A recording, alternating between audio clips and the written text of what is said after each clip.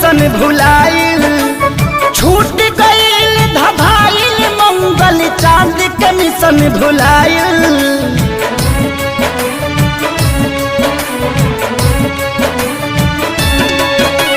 छूट गईल धभाइल मंगल चांद के मिशन भुलाइल।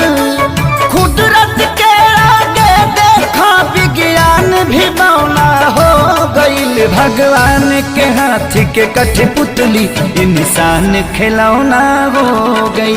भगवान के हाथ के कठपुतली इंसान खिलौना हो गई।